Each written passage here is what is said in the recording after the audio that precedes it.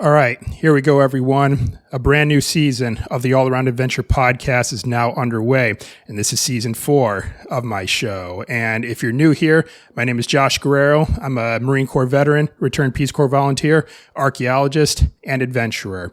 I want to thank you very much for tuning in today. I know you're busy, and I know that you got a lot going on, and I also know that there's a lot out there on the internet these days that's trying to get your attention and distract you, but it really does mean the world to me that you've chosen to download my podcast to listen to what I had to say today, and I'm going to try to make it worth your while as we get into this brand new season.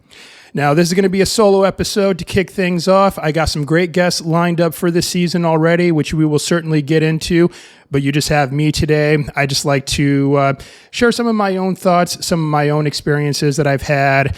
Keep these episodes kind of short and sweet and simple to the point, maybe around 10 to 15 minutes, give or take, just to give you something to chew on as you go into your week, as I like to release these episodes on Mondays. So with that, let's just go ahead and get right on into this, without further ado. Now, if you are new to this podcast, I guess I'll take a few minutes just to tell you all a little bit about my background. I sort of just briefly talked about it. So I joined the Marine Corps right out of high school, served for 4 years. After I finished up my service, I moved back to my home state of Michigan for a time, got my bachelor's degree in elementary education, and then that took me to the Gambia in West Africa, where I spent 2 years serving as a Peace Corps volunteer. And that whole experience kind of sort of changed my life trajectory a little bit. I kind of veered away from education, and I started to focus a little bit more on anthropology. Of course, living with an entirely different culture from my own, I became very curious about the world and other cultures out there.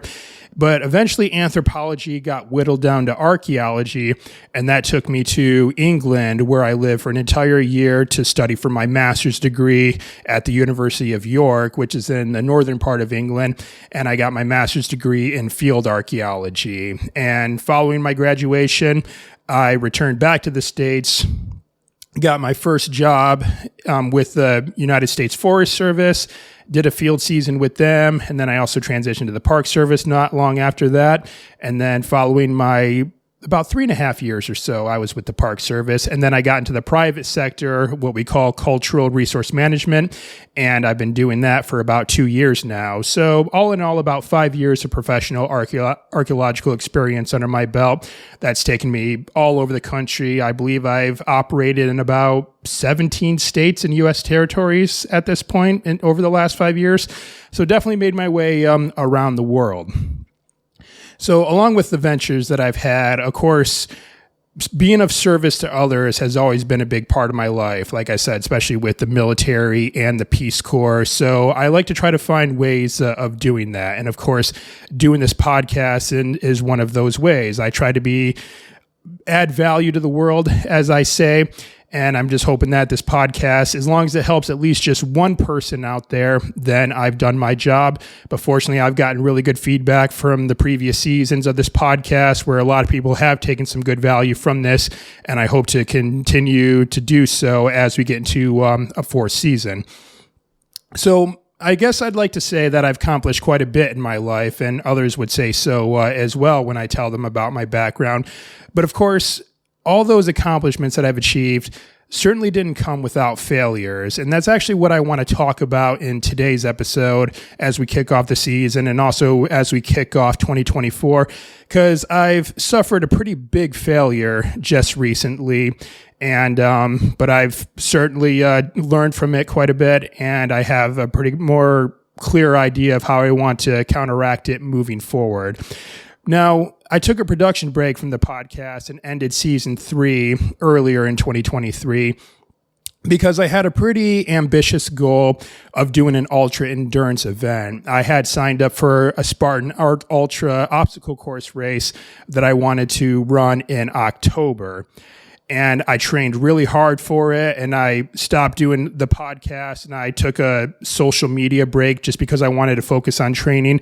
And I ended up getting in very, very good physical condition, and I felt pretty good getting ready to go into this race.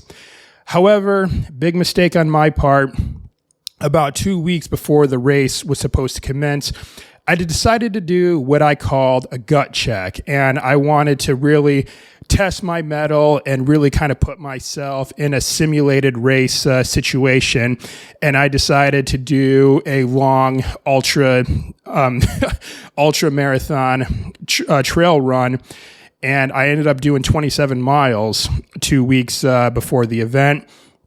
And I finished it, and I felt pretty good at the end of it. However, my body reacted negatively a couple days after I had finished that training run, and my knee locked up. I suffered a very, very bad case of IT band syndrome, which if you're a runner, you've probably experienced this at one point in time. And it was so bad and so painful that I could hardly bend my knee at all.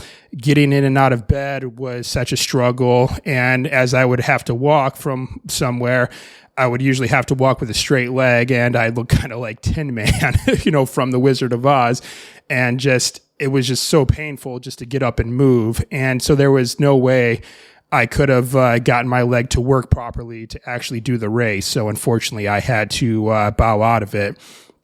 Now, some people would say that this wasn't a failure because it was an injury. There wasn't really much I could do about an injury. I got to let an injury heal itself properly before I can do anything else. And it could lead to an even worse situation if I tried to run through that injury.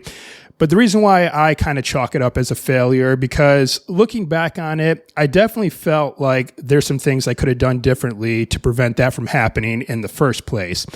I did experience some knee pain early on in training, but just kind of sort of chalked it up as just sort of part of the experience. Just pain is part of the job when you have to go and do long distance runs like that.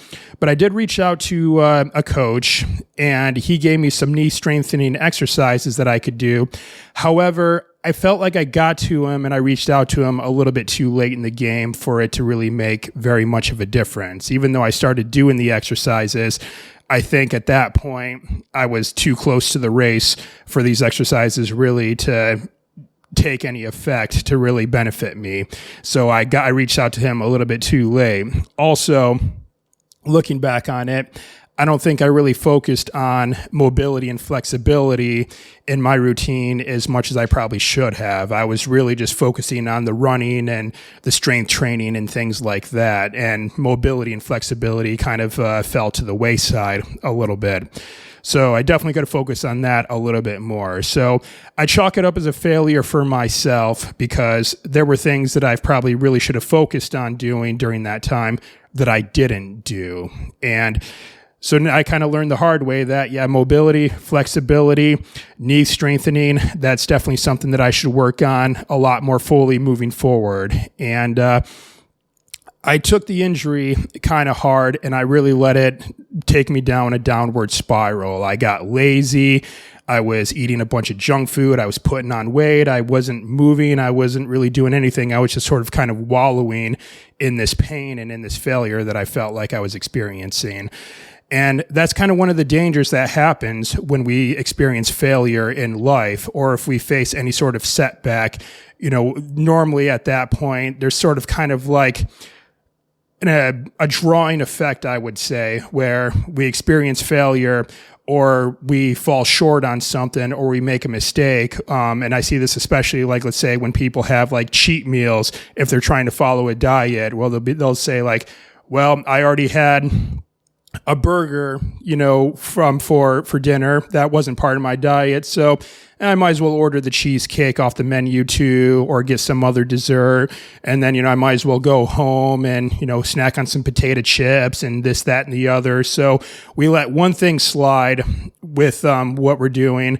And then suddenly all these other things just kind of seem to find their way in there as well. And so I found I was compounding on the failure that I felt that I had experienced, and all these other things kind of creeped in the way, and I really just let my physical form fall to the wayside after I had made so much progress from all this hard work that I experienced in training. So fortunately, though, I found myself able to crawl out of that hole very quickly, and I got back on the road pretty early on and got that injury all healed up and got going again. And now, as I'm recording this episode, this is just before the new year of 2024, I'm back up to a half marathon in distance with my running. So not too shabby, if I do say so. Certainly not in the ultra marathon distance that I had ran when I was getting ready for this event, but I'm getting back up there. Now, as to whether or not I'm going to go for another ultra endurance event in 2024, I'm not quite sure yet. I had other goals and ambitions that I wanted to achieve from a physical standpoint in 2024. So I think I might actually focus on those instead, and maybe I'll revisit the ultra endurance training a little bit later on. And I'll kind of talk a little bit more about some of my goals for 2024 in future episodes.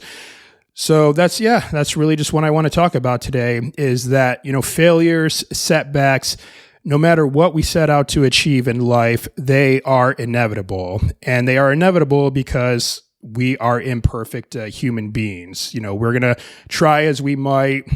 We're just going to experience those things from time to time. And some of the most successful people in the world, some that I even know personally, they can talk about so many failures that they've experienced along their way on their path to success. And a lot of them are actually very real about it too. They talk about the times where they failed or where they were in the lowest of lows. But then, of course, they also like to talk about how they came out of those situations and what they've learned from those situations. And so that way they don't make those same mistakes moving forward and try to mitigate those risks moving forward. So no matter where you're at in life, when you do experience those failures, acknowledge them, try to figure out what went wrong and see how you can move forward with those lessons, so that way you don't make those same mistakes or experience those failures again in the future. So, all right, everyone, that's just what I want to talk about today. Like I said, I don't really keep these solo casts too long, just something short, sweet, and simple to the point, something for you to think about as you go into your week. I want to thank you all again for the continued support for this podcast. It truly does mean a lot to me. I know there's countless other podcasts out there on the internet right now that you could be tuning into, but it really does mean so much to me that you've chosen to download this one to listen to what I had to say today. And I'm really excited going into season 4 of the All Around Adventure podcast. I've got a new setup, brand new microphone. I'm talking into a much more clean webcam. I also got some small lighting that I got mounted to my laptop as well. And I'm talking with some amazing guests already. I've already got a few interviews recorded going into this. So I'm looking forward to what I have to share with you all. And I hope you all enjoy the episodes moving forward. All right, everyone. Well, thank you very much again. And I will see you all next time.